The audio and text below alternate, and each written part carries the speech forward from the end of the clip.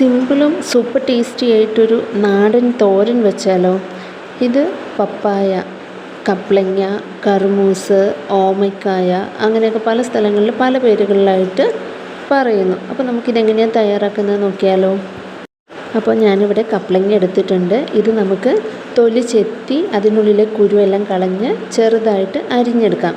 അപ്പോൾ നമ്മുടെ കപ്ലങ്ങ ഞാനിവിടെ ഇത് ഗ്രേറ്റ് ചെയ്തെടുക്കുകയാണ് ചെയ്തിരിക്കുന്നത്.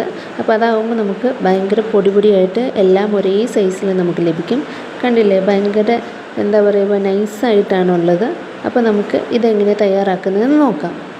മിക്സിൻ്റെ ജാറെടുത്തു. അതിലേക്ക് ഇതേ ഒരു ചെറിയ സവോള ചെറുതായി മുറിച്ചിട്ടിട്ടുണ്ട്. അതിലേക്കൊരു 3 കഷ്ണം ഉണ്ടമുളക്, പച്ചമുളക് അതിന് നല്ല എരിവുള്ളതാണ്.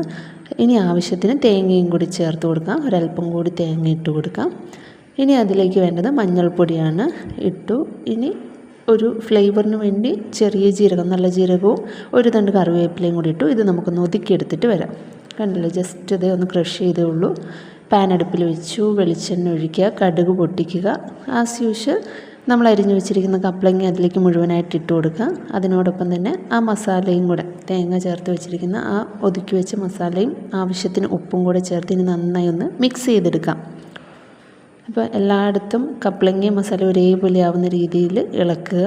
ഇപ്പോൾ ആയിട്ടുണ്ട്. ഇനി നമുക്കിതൊന്ന് തട്ടിപ്പൊത്തി വെച്ച് ആവിയിൽ വെച്ച് കുക്ക് ചെയ്തെടുക്കാം. അപ്പോൾ അടച്ചു വെച്ച് വേവിക്കുമ്പം പെട്ടെന്ന് തന്നെ അത് കുക്കാകും. ഇത് ഓൾമോസ്റ്റ് ആയിട്ടുണ്ട്. കണ്ടില്ലേ, സംഭവം സിമ്പിളാണ്, സൂപ്പറാണ്.